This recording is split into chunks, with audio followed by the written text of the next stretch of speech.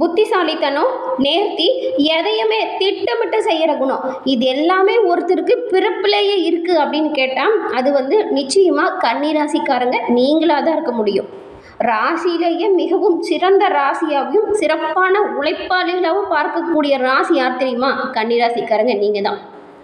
உங்களுடைய இந்த ஒரு அசாத்தியமான குணத்துக்கு பின்னாடி உங்களோட ஒரு தீராத உழைப்பு இருக்குது.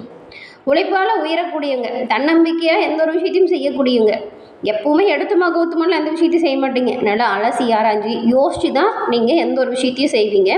அந்த யோசனை கூட ரொம்பவுமே நேர்த்தியாக இருக்குன்னு பார்த்துக்கோங்களேன். உங்கள் வீட்டில் இருக்கிறவங்க ஏதாவது பிரச்சனை கூட உங்களை தான் ஐடியா கேட்பாங்க. நண்பர்களுக்கு எப்போவுமே பக்கபலமான ஒரு ராசி அப்படின்னு கூட உங்களை சொல்லலாம். இந்த கன்னிராசிக்காரங்க எப்போவுமே உங்கள் வாழ்க்கையில் நீங்கள் இப்போ நல்ல ஒரு உயர்வுக்கு வரணும், வாழ்க்கையில் வரக்கூடிய பிரச்சனை தன்னை நெருங்கக்கூடாது அப்படின்னு நினச்சிங்கன்னா உங்கள் இஷ்ட தெய்வம் யாரோ அந்த தெய்வத்தோட பேரில் சொல்லி நீங்கள் தினம்தோறும் வழிபடுங்க. இந்த வீடியோ பார்க்குற நீங்கள் இந்த கன்னிராசிக்காரங்க உங்களோட இஷ்ட தெய்வம் யார் அப்படிங்கிறத கமெண்ட் பாக்ஸில் சொல்லுங்கள். அந்த சாமியோட பெயரையுமே கமெண்ட் பாக்ஸில் பதிவு பண்ணுங்கள். பெரும்பாலும் கன்னிராசிக்காரங்க உங்கள் குலதெய்வம், இஷ்ட தெய்வம் ரெண்டு தெய்வத்தையுமே நீங்கள் நேரம் கிடைக்கிறப்பல வழிபடுறது நல்லது. குலதெய்வம் ரொம்ப தூரமாக இருக்குது அப்படின்னா நீங்கள் உங்கள் வீட்டு பூஜை அறையில் தீபம் வெற்றி கூட குலதெய்வத்தை மனசார வழிபட்டுட்டு அன்றைய தினத்தை தொடங்கலாம்.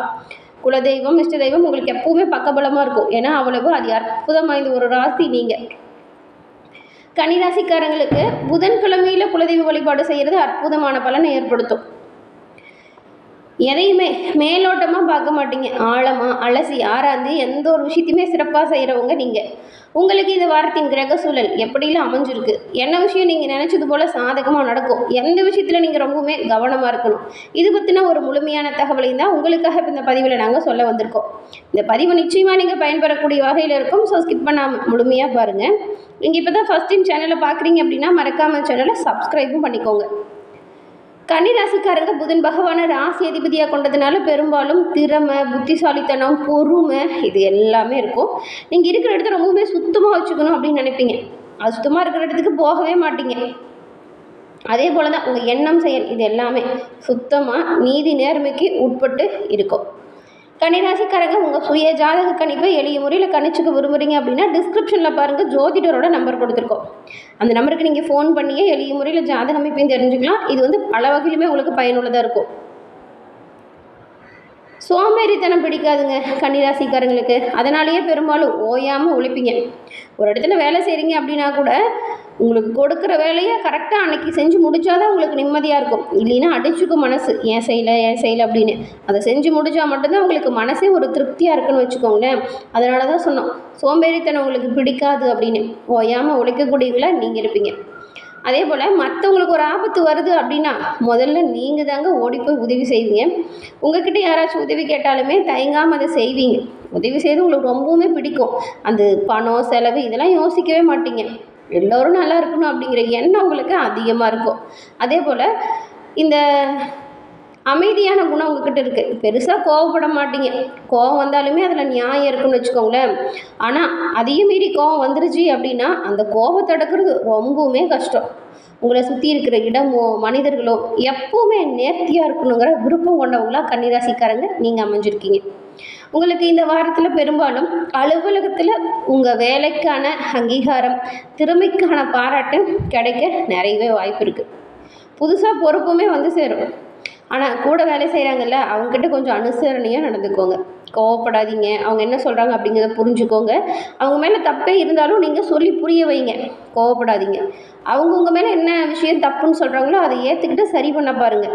புரிதல் வேணுங்க வேலை செய்கிற இடத்துல, இல்லைன்னா பிரச்சனையுமே வரும். அதனால் கவனமாக செயல்பட பாருங்கள். நிதி நிலைமையை பொறுத்த வரைக்கும் பணவரவுமே திருப்தி தரக்கூடிய வகையில் தான் அமைஞ்சிருக்கு. கடந்த காலகட்டத்தை பார்க்கும்போது கொஞ்சம் பிரச்சனைகளை தாண்டி வந்திருப்பீங்க. ஆனால் இப்போ அந்த மாதிரியான எந்த ஒரு தொல்லையுமே உங்களுக்கு கிடையாது. சீரான வரவு இருக்குது, அது கேட்ட செலவும் இருக்குது. அதனால் பணத்தை செலவு பண்ணும்போது பார்த்து பக்குவமாக பண்ணுங்கள். அனாவசியமாக வர செலவை தவிர்த்துட்டு அத்தியாவசியமாக வர செலவுக்கு முக்கியத்துவம் கொடுக்கறது புத்திசாலித்தனமான ஒரு விஷயமா இருக்கும். குடும்ப உறவுகளை பொறுத்த வரைக்கும் கணவன் மனைவிக்குள் இருந்த கருத்து வேறுபாடு இப்போ நீங்குது. ஒருத்தருக்கு ஒருத்தர் மனம் விட்டு பேசுங்க. விட்டு கொடுத்து அனுசரித்து போகிறதுனால உங்களுக்குள்ள நெருக்கம் வரும். பிள்ளைங்களுமே அவங்க சொல்படி கேட்பாங்க. குடும்பம் பக்கபலமாக இருக்குன்னு வச்சுக்கோங்களேன். எந்த ஒரு விஷயத்தை எடுத்து செய்கிறதா இருந்தாலும் சரி, குடும்பம் உங்களுக்கு பக்கபலமாக செயல்படும். அதனால் வீட்டில் இருக்கவங்ககிட்ட கலந்து ஆலோசனை செஞ்சு, அந்த ஒரு வேலை தொழிலாக இருந்தாலும் குடும்பத்தில் இருக்கிறவங்ககிட்ட ஆலோசனை பண்ணி முடிவு பண்ணுறது நல்லது. உடல் ஆரோக்கியத்தை பொறுத்த வரைக்கும் கொஞ்சம் இந்த கன்னிராசிக்காரங்களுக்கு இந்த வாரம் கண் சம்மந்தப்பட்ட பிரச்சனை வர வாய்ப்பு இருக்குது. அதே போல் அஜீரண கோளாறு வர வாய்ப்பு இருக்குது. இந்த 2 விஷயத்துலையும் நீங்கள் கவனமாக இருக்கணும். இதை தவிர்க்கிறதுக்கு என்ன பண்ணலாம்? வெளியில் அதிகமாக சாப்பிட்றத தவிர்க்கலாம். ஜங்க் ஃபுட்ஸ் நிறைய சாப்பிட்றீங்க அப்படின்னா அதை குறைச்சிக்கோங்க. பெரும்பாலும் வீட்டு உணவு நல்லது. அதே போல் நேரத்துக்கு நேரம் சாப்பிட்றத சரியாக ஃபாலோ பண்ணுங்கள். உடல் ஆரோக்கியத்தை சீராக வச்சுக்கணும். ஏன்னா உழைக்கக்கூடிய திறமை, தன்னம்பிக்கை இது எல்லாமே இருக்குது. அதனால் சரியாக சாப்பிட்டு ஹெல்த்தை நல்லா பார்த்துக்கிட்டா உழைப்பிற்கேற்ற உயர்வை நீங்கள் பெறலாம் இல்லையா? அதனால் உங்கள் உடம்புக்குமே கொஞ்சம் முக்கியத்துவம் கொடுங்க. உணவு விஷயத்தில் கவனமாக இருங்க. இந்த வாரம் எந்த ஒரு காரியத்தை செஞ்சாலும் சரி, எடுத்தமோ கவுத்தமோன்னு செய்யாமல் திட்டம் போட்டு அந்த வேலையை செஞ்சு பாருங்கள், நல்லது நடக்கும். அவசர முடிவு ஆபத்து தரும், கவனமாக வச்சுக்கோங்க. வாழ்க்கையில் நன்மையை பெற நீங்கள் எப்போவுமே இந்த விஷயத்தை கடைபிடிக்கலாம். திட்டம் போட்டு நீங்கள் வேலை செய்யணும், அதாவது பிளான் பண்ணி பண்ணணும். வரவுக்கேற்ற செலவு செய்கிறத வழக்கமாக்கிக்கோங்க. ஏன்னா கடந்த காலத்தில் பண ரீதியாகவுமே கொஞ்சம் நீங்கள் ரொம்பவுமே ஸ்ட்ரகிள் பண்ணி தான் இப்போ மேலே வந்திருக்கீங்க. இது அப்படியே தக்க வச்சுக்கணும், இனிமேலும் கஷ்டம் வரக்கூடாது அப்படின்னா பண விஷயத்தில் நீங்கள் எச்சரிக்கையாக இருக்கணும். வரவுக்கேற்ற செலவு பண்ணுறத வழக்கமாக்குங்க. இல்லைன்னா அதுக்குள்ளே செலவு பண்ணுங்கள். அதை மீறி கடன் வாங்கி செலவு பண்ணுறதுலாம் தேவையில்லாத பிரச்சனையை கொடுத்துடும்.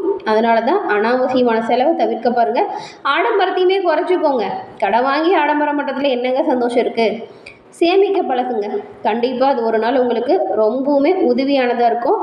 உங்களை பார்த்து எல்லாருமே ஆச்சரியப்படக்கூடிய வகையில் உங்கள் சேமிப்பு உங்களை ஒரு உயர்வான இடத்துக்கு கொண்டு போகும். அதே போல் மற்றவங்களோட கருத்துக்குமே கொஞ்சம் மதிப்பு கொடுங்க. அதை பொறுமையாக கேட்டு முடிவு பண்ணுங்கள்.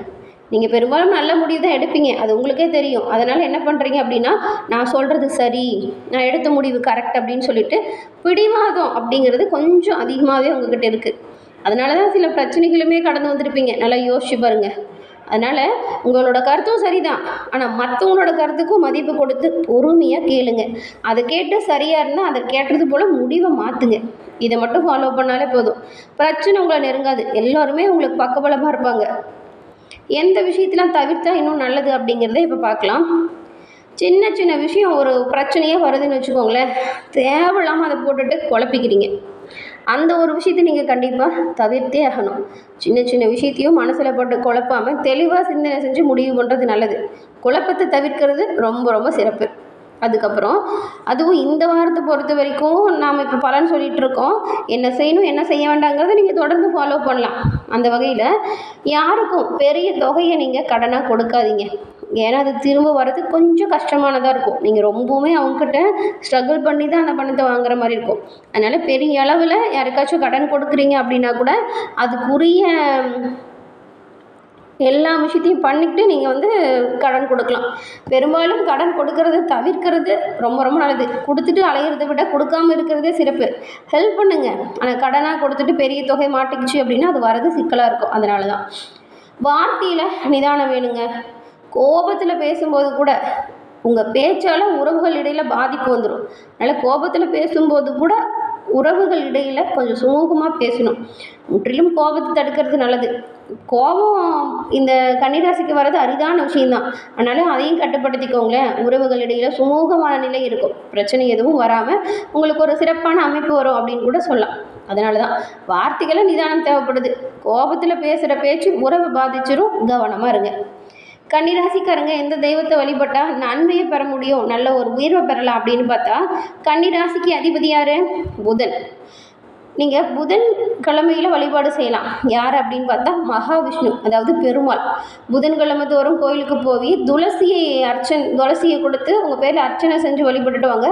வாழ்க்கையில் மிகப்பெரிய உயர்வை நீங்கள் பெற முடியும். அதே போல் வாழ்க்கையில் காரியத்தடை நிறைய வருதா, நீங்கள் விநாயகப் பெருமானுக்கு அருகம்புல் மாலை சாற்றி விநாயகப் பெருமானை வழிபடலாம். இது எந்த நாள் வேணாலும் செய்யலாம். இந்த 2 விஷயத்தையும் தொடர்ந்து பண்ணுங்கள். வாழ்க்கையில் நிச்சயம் நல்ல ஒரு உயர்வு, நன்மை எல்லாமே வரும். மிகப்பெரிய உயர்வும், காரியத்தடைகள் நீங்கும். வாழ்க்கையில் சிறப்பான அம்சங்களை நீங்கள் விரைவில் பெறலாம். அது அற்புதமான இந்த 2 வழிபாடுமே கன்னிராசிக்குரியதாக இருக்குது. இந்த 2ஐயும் செஞ்சு பாருங்கள், நன்மைகள் வருவதை கண்கூட காண முடியும். என்ன கன்னிராசி அன்பர்களே, இந்த பதிவு நீங்கள் பயன்பெறக்கூடிய வகையில் அமைஞ்சிருக்கும்னு நினைக்கிறோம். பதிவு பிடிச்சிருந்தால் லைக் பண்ணுங்கள். உங்களுடைய நண்பர்கள், குடும்ப உறுப்பினர்கள் கன்னிராசியாக இருந்தால் அவங்களுக்கும் இந்த பதிவை ஷேர் பண்ணுங்கள். நீங்கள் இப்போ தான் ஃபர்ஸ்ட் டைம் நம்ம சேனலை பார்க்குறீங்க அப்படின்னா மறக்காமல் சேனலை சப்ஸ்கிரைப் பண்ணி வச்சு கூட வருது இல்லையா பெல் ஐக்கான், அதை கிளிக் பண்ணி வச்சுக்கோங்க. அப்படி நீங்கள் பண்ணும்போது நாங்கள் போடுற பதிவுகள் உடனுக்குடன் நோட்டிஃபிகேஷன் மூலம் வரும். அதனால தான் சொல்கிறோம். நம்ம சேனலில் அனைத்து ராசிகளுக்குமே வாரப்பலன், மாதப்பலன் அப்படின்னு வரிசையாக நம்ம பதிவு பண்ணிகிட்ருக்கோம். இதை பார்த்துட்டு அன்றாட பணிகளை நீங்கள் தொடங்கலாம். எந்த விஷயத்தை செஞ்சால் நல்லது, எந்த விஷயத்தில் கவனமாக இருக்கும் அப்படின்னு தெரிஞ்சுக்கிட்டு நீங்கள் உங்களுக்கான பணிகளை செய்யும்போது தடை தாமதம் வராமல் பார்த்துக்கலாம். எந்த விஷயத்தில் கவனமாக இருக்கிறோன்னு சொல்கிறோமோ அதில் எச்சரிக்கையாக செயல்பட்டால் பிரச்சனை வராமல் நீங்கள் உங்களை பாதுகாப்பாக வச்சுக்கலாம். அதனால தான் சப்ஸ்கிரைப் பண்ணி வச்சுக்கோங்கன்னு சொல்கிறோம். மறக்காமல் சப்ஸ்கிரைப் பண்ணி கூட வர பெல் ஐக்கானை கிளிக் பண்ணி வச்சுக்கோங்க. தொடர்ந்து பார்த்தமைக்கு நன்றி நேயர்களே.